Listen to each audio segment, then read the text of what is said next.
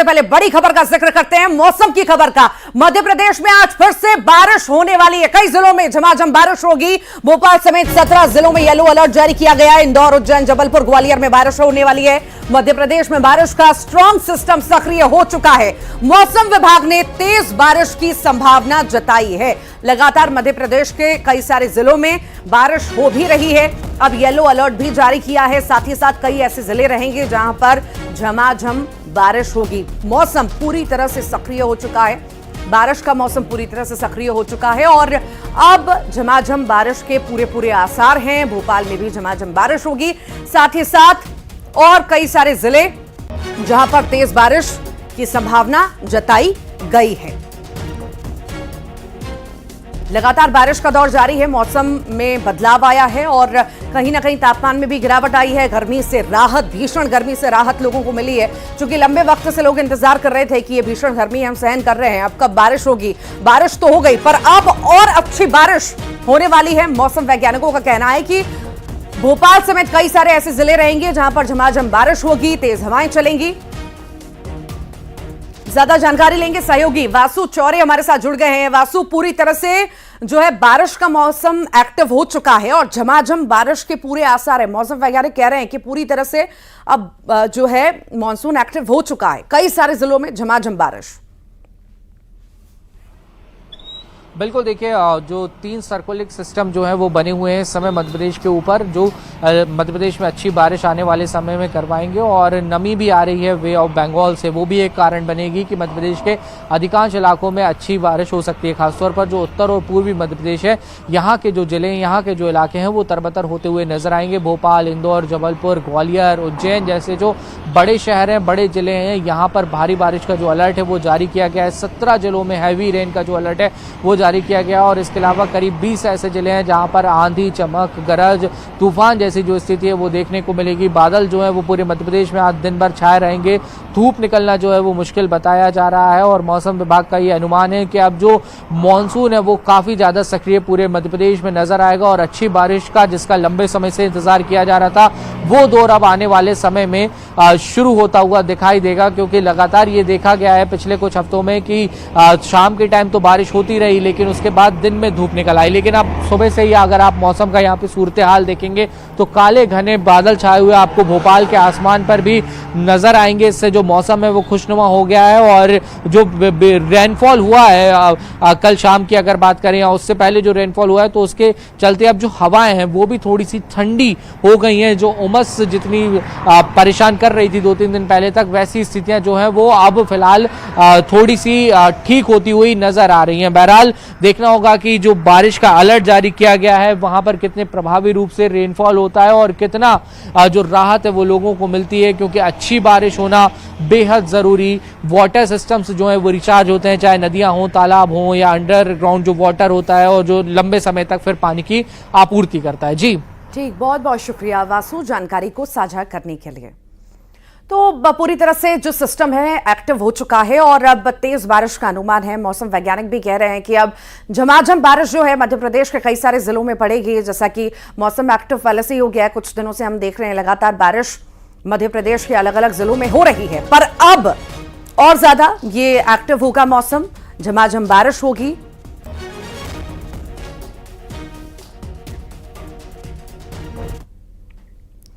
विश्व विजेता भारत बन चुका है। भारत ने दूसरी बार T20 विश्व कप का खिताब जीत लिया है। बारबाडोस में खेले गए फाइनल में टीम इंडिया ने दक्षिण अफ्रीका को रोमांचक मुकाबले में 7 रन से हरा दिया। टॉस जीतकर पहले बल्लेबाजी करते हुए भारत ने 20 ओवर में 7 विकेट गंवाकर 176 रन बनाए थे। जवाब में दक्षिण अफ्रीका की टीम 20 ओवर में 8 विकेट पर 169 रन बना सकी। बता दें, विराट कोहली ने 76 रनों की पारी खेली, अक्षर पटेल ने 47, तो वहीं शिवम दुबे ने 27 रन बनाए। हार्दिक पांड्या ने 3 विकेट लिए, अर्शदीप सिंह ने 2, जसप्रीत बुमराह ने 2 विकेट लिए। इस जीत के साथ ही भारत ने 11 साल की आईसीसी ट्रॉफी के सूखे को खत्म कर दिया। भारत ने इससे पहले 2013 में चैंपियंस ट्रॉफी जीती थी। भारत ने 17 साल बाद T20 विश्व कप जीता है। 2011 में भारत ने वनडे विश्व कप जीता था। फाइनल मैच में man of the match Virat Kohli बने हैं। विराट कोहली ने मैच के बाद कहा कि यह उनका आखिरी T20 विश्व कप है। Jasprit Bumrah man of the series बने हैं। T20 में जब आप आते हो आपको अलग अलग तरीके के शॉट्स खेलने पड़ते हैं स्टार्टिंग से ही, क्योंकि मैं ओपन करता हूँ। तो अपना अपना एक चैलेंज है फॉर्मेट में, और ऐसा चैलेंज, ऐसा फॉर्मेट, डिफरेंट फॉर्मेट खेलने में मज़ा भी उतना ही आता है, क्योंकि as a sportsman what we want at the end of the day is challenge. और कैप्टन में नहीं, और कैप्टन में भी ऑब्वियसली है, मतलब टेस्ट मैच में आपका प्लान सेट है, फील्ड सेट है, बोलर्स आते हैं, काम करते हैं, and then you move 1 or 2 fielders here and there and you plan to a certain batter कि इस बैटर को ऐसे आउट करना है। बट T20 में गेम फास्ट चलता है, आपको फील्ड प्लेसमेंट चेंज करने पड़ते हैं, बॉलर एक ओवर डाल के फिर दूसरे बॉलर को लाना पड़ता है। तो मज़ेदार फॉर्मेट है तीनों फॉर्मेट, और मैंने सर्टनली अपने तीनों फॉर्मेट में इस चीज़ का काफ़ी इंजॉय किया है। भारत की इस जीत का जश्न मनाने के लिए दिल्ली से लेकर चेन्नई और मुंबई से लेकर कोलकाता तक देश के कोने कोने में लोग सड़कों पर उतर आए। पूरा पश्चिम, उत्तर, दक्षिण, हर दिशा में टीम इंडिया के नारे लगने लगे। भारत की जीत ने जून में ही दिवाली मनाने पर मजबूर कर दिया। देश में खुशी की ऐसी लहर दौड़ी कि एक एक जगह की तस्वीर दिखाने में टीवी स्क्रीन छोटी पड़ जाएगी। ये देखिए तस्वीरें, कितनी सारी तस्वीरें अलग अलग जगह की, जहां पर जश्न मनाया गया, अलग अलग तरह से जश्न मनाया गया। कहीं पर आतिशबाजी, तो कहीं पर तिरंगा फहराया गया, कहीं पर नारे लगे, कहीं पर मिठाइयां खिलाई गई। ये अलग अलग जगह की तस्वीरें आप देख रहे हैं।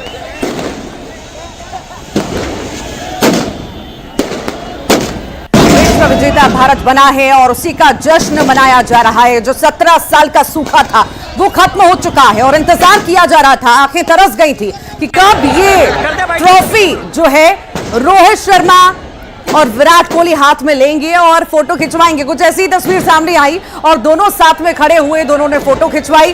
बेहद ही खूबसूरत वो तस्वीर रही और सभी वो पल, वो क्षण में खुशियां मनाते हुए नजर आए। कल रात से ही हमने देखा किस तरह से जश्न अलग अलग जगह पर मन रहा है। दिवाली में समय है, पर दिवाली अभी से ही जून में मनने लगी और लोग ऐसे आतिशबाजी करने लगे जैसे सब कुछ मिल गया उन्हें। जिनकी कामना वो कर रहे थे वो सब कुछ उनके खाते में आ चुका है।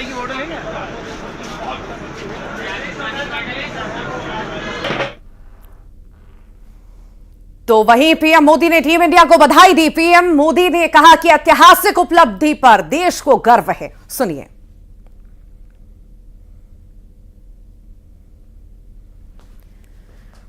सभी देशवासियों की तरफ से बहुत बहुत बधाई। आज 140 करोड़ देशवासी आपके इस शानदार प्रदर्शन के लिए गर्व अनुभव कर रहे हैं। खेल के मैदान में आपने वर्ल्ड कप जीता, लेकिन हिंदुस्तान के हर गांव, गली, मोहल्ले में आपने कोटि कोटि देशवासियों का दिल जीत लिया। और ये टूर्नामेंट एक विशेष कारण से भी याद रखी जाएगी। इतने सारे देश, इतनी सारी टीमें और एक भी मैच हारना नहीं, ये छोटी उपलब्धि नहीं है। आपने क्रिकेट जगत के हर महारथी, उनके हर बॉल को खेला और आपने शानदार विजय प्राप्त करते रहे। एक के बाद एक विजय की इस परंपरा ने आपके हौसले को तो बुलंद कर दिया, लेकिन इस पूरी टूर्नामेंट को भी रसप्रद बना दिया, रोचक बना दिया। आपने शानदार विजय प्राप्त की है। मेरी तरफ से मैं आपको बहुत बहुत बधाई देता हूं, बहुत बहुत शुभकामनाएं देता हूं। तो वहीं केंद्रीय गृह मंत्री अमित शाह ने भी देशवासियों को वर्ल्ड कप जीतने की बधाई दी। अमित शाह ने लिखा कि हमारे राष्ट्र के लिए ये गौरवशाली क्षण है। ये ट्वीट उनके द्वारा किया गया। ये तस्वीरें आप देख रहे हैं, ट्वीट की केंद्रीय गृह मंत्री अमित शाह के द्वारा बधाई दी गई।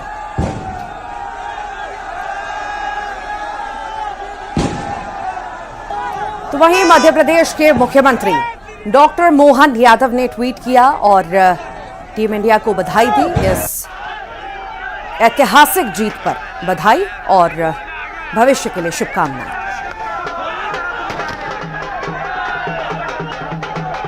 छत्तीसगढ़ के पूर्व मुख्यमंत्री रमन सिंह ने भी जीत पर बधाई दी है टीम इंडिया को। ये ट्वीट आप उनका देख रहे हैं टेलीविजन स्क्रीन पर। उनके द्वारा भी बधाई दी गई है टीम इंडिया को।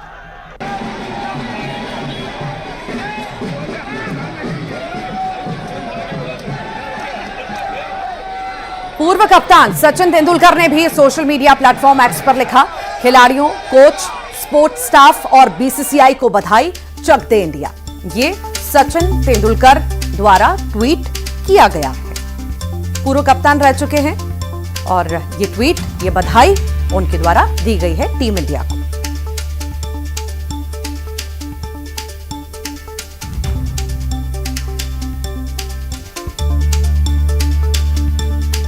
तो बधाइयों का दौर लगातार जारी रहा। जब रात के बाद से ही जैसे ही तस्वीर साफ हुई कि भारत जीत चुका है, विश्व विजेता बन चुका है और ये ट्रॉफी अपने नाम कर चुका है, उसके बाद से बधाइयों का दौर शुरू हो गया, आतिशबाजी शुरू हो गई, मिठाइयों खिलाने का दौर शुरू हो गया और अलग अलग तरह की अपनी तस्वीरें देखी किस तरह से लोग जश्न में डूबे, जश्न मनाते, दिवाली की तरह कल का दिन, कल रात मनाते हुए नजर आए। वहीं टीम इंडिया के पूर्व कप्तान सौरभ गांगुली ने भी ट्वीट कर टीम को बधाई दी, रोहित शर्मा और उनकी टीम को बधाई दी। भले ही 11 साल बाद वर्ल्ड कप जीता हो, मगर जो हुनर देश के पास है, हम आगे और मैच जीतेंगे, ये गर्व का पल है। ये सौरभ गांगुली के द्वारा ट्वीट किया गया है।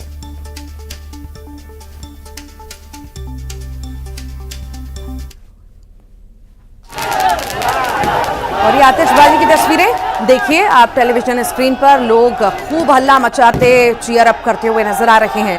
अलग अलग जगह पर लोग इकट्ठे हो गए, चूंकि पहले से ही बड़ी बड़ी स्क्रीन्स लगी हुई थी जहां पर लोग बैठे थे अपनी तैयारी करके कि टीम जीतने वाली है, टीम इंडिया जीतने वाली है और जैसे ही जीतेगी हम आतिशबाजी करेंगे और ऐसे जश्न मनाएंगे।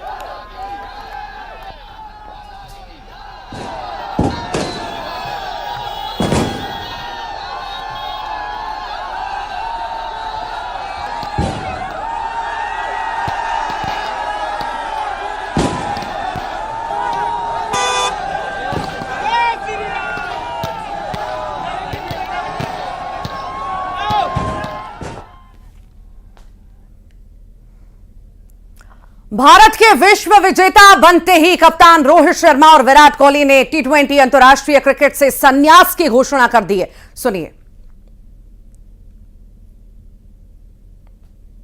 विराट कोहली ने अपने करियर का 72वां अर्धशतक लगाकर टीम इंडिया के स्कोर को 176 तक पहुंचाया। उन्होंने 59 गेंदों पर 76 रन बनाए। इस शानदार बल्लेबाजी के लिए विराट कोहली को प्लेयर ऑफ द मैच भी चुना गया, मगर भारत के जीतते ही उन्होंने टी20 अंतर्राष्ट्रीय क्रिकेट को हमेशा के लिए अलविदा कह दिया।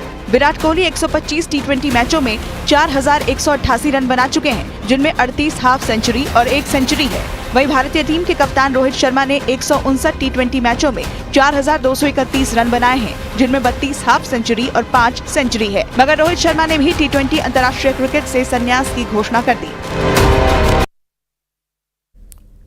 विराट कोहली और रोहित शर्मा के इस फैसले पर उनके फैंस के साथ बीसीसीआई अध्यक्ष रॉजर बेनी ने अफसोस जताया है। आइए सुनते हैं।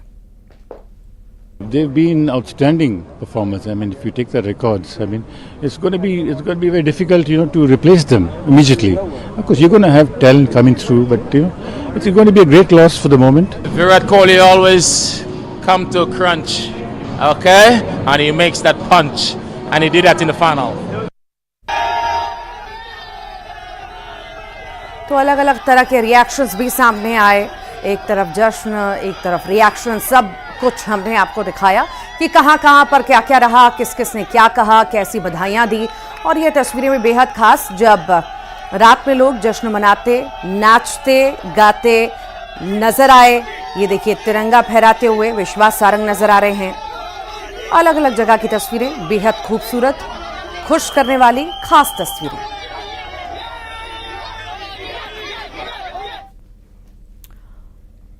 और चलिए अब आगे बढ़ते हैं, कुछ अन्य खबरों का जिक्र करते हैं। नीट पेपर लीक मामले में सीबीआई का एक्शन लगातार जारी है। आज सभी आरोपियों से पूछताछ करेगी सीबीआई। बता दें, पटना की बेऊर जेल में बंद आरोपियों से पूछताछ होगी। पूछताछ के वक्त बचाव पक्ष के वकील भी मौजूद रहेंगे।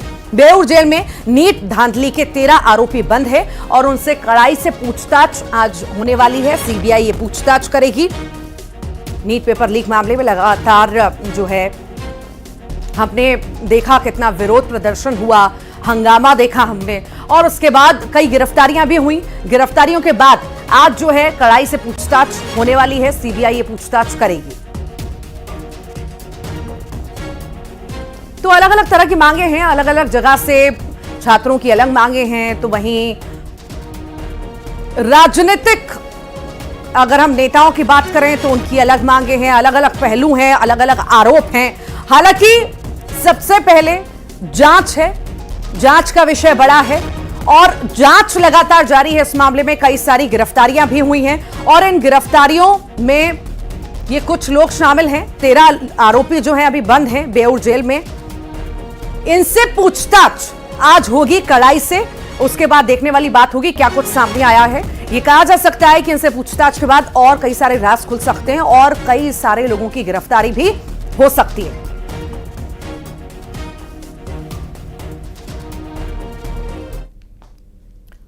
मुरैना का जिक्र करते हैं। छात्रों ने कलेक्टर के बंगले का घेराव कर दिया। रात में जर्जर छत की समस्या लेकर ये छात्र पहुंच गए। एबी रोड स्थित छात्रावास के छात्रों ने घेराव किया। छात्रावास की छत से बारिश में पानी टपक रहा है। छात्रों के सोने के लिए बेड का इंतजाम नहीं है। सीएसपी ने छात्रों को समझाइश देकर वापस भेज दिया। ये देखिए, कुछ छात्र यहां पर पहुंचे और कलेक्टर ऑफिस का, कलेक्टर के घर का जो है घेराव उनके द्वारा किया गया। ज्यादा जानकारी लेंगे, अमित हमारे साथ जुड़ गए हैं, अमित शर्मा सहयोगी। अमित, ये छात्रों का हंगामा और कलेक्टर के घर का घेराव, मांगे की अव्यवस्थाओं का आलम है, क्या कुछ आश्वासन दिया गया या ऐसे ही रवाना कर दिया गया? हाँ बिल्कुल, देखिए ये छात्र हैं, एबी रोड स्थित बालक छात्रावास है उसके छात्र हैं सभी और उनकी परीक्षाएं चल रही हैं। तो उनका साफ कहना है कि जो भवन है छात्रावास का उसके मेंटेनेंस का काम चल रहा है, लेकिन मेंटेनेंस का काम चल रहा है तो उनके लिए सोने के लिए और पढ़ने लिखने के लिए कोई इंतजाम नहीं है। जिस वजह से, क्योंकि जो जिस रूम में, जिस कक्ष में वो निवास कर रहे हैं उस कक्ष में वो मेंटेनेंस मांग रहा है और उसमें पानी टपकता है, क्योंकि बरसात का मौसम है, बारिश होती है तो पानी टपकता है और उनके लिए सोने के लिए पर्याप्त बेड तक के इंतजाम नहीं है।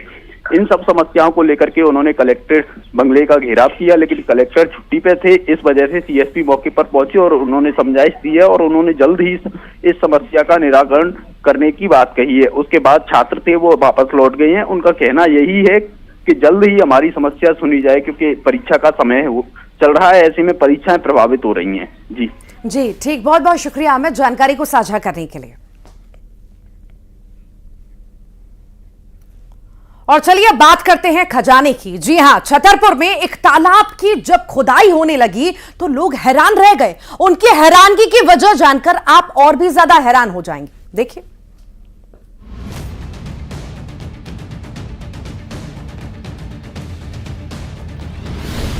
सालों से मिट्टी में दबा था खजाना,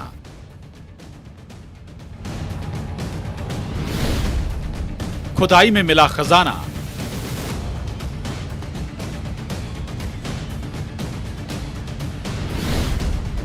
$26 किलो की तोप को किसने गाड़ा? छतरपुर का खजुराहो पर्यटकों के लिए आकर्षण का केंद्र होता है, लेकिन इन दिनों ये तोप लोगों को हैरान कर रहा है। ये तोप 26 किलो वजनी है और तालाब की खुदाई के दौरान मिला है। खजुराहो के पास ही खर्रोही गांव के रतन सागर तालाब की खुदाई हो रही थी। इस दौरान तोप मिला। इसे स्थानीय पार्षद के घर पर सुरक्षित रखा गया और पुरातत्व विभाग को जानकारी दी गई है।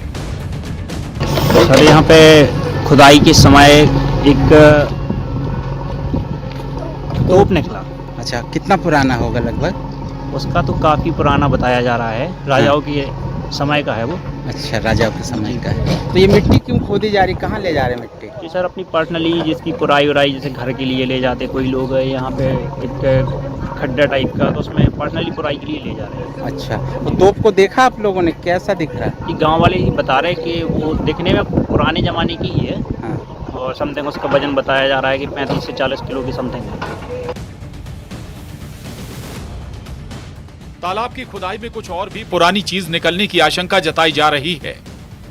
तोप किस काल का है और किसका है, ये पुरातत्व विभाग की जांच से पता चलेगा। लेकिन गांव के लोग हैरान हैं और उत्सुक भी कि आखिर तालाब में और क्या छुपा हुआ है। Bureau report, news 18। सड़कों पर कई मॉडल की बुलेट आपने चलते देखी होगी, लेकिन आज हम आपको जो बुलेट दिखाने जा रहे हैं वो बिल्कुल ही अलग तरह की बुलेट है। दरअसल ये सोने की बुलेट है। आप कल्पना कर सकते हैं, पर एक शख्स ने इसे सच कर दिखाया। गोल्डन कलर की चमचमाती बुलेट पर 24 कैरेट की गोल्ड की परत है। किसकी है ये बुलेट और कितने की है, आइए जानते हैं। कहते हैं शौक बड़ी चीज होती है, और कुछ ऐसा ही शौक है गोल्डन मैन ऑफ बिहार का। जी हां, ये टाइटल है जो चाहने वालों ने दिया है। असली नाम इनका प्रेम कुमार सिंह है।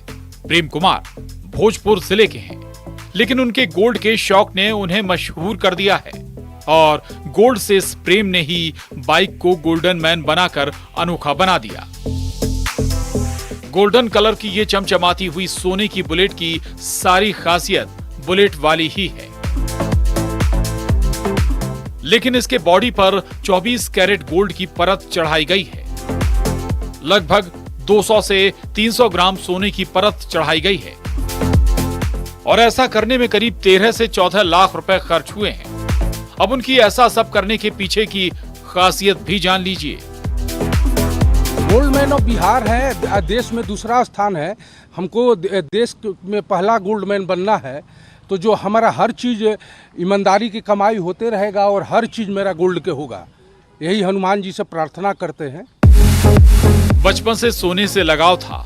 उम्र के बढ़ने के साथ उनका गोल्ड से प्रेम भी बढ़ता गया। शुरू में 5 किलो 200 ग्राम सोना पहनकर वो चलते थे। अब ये आंकड़ा बढ़ गया है और 5 किलो 400 ग्राम हो गया है।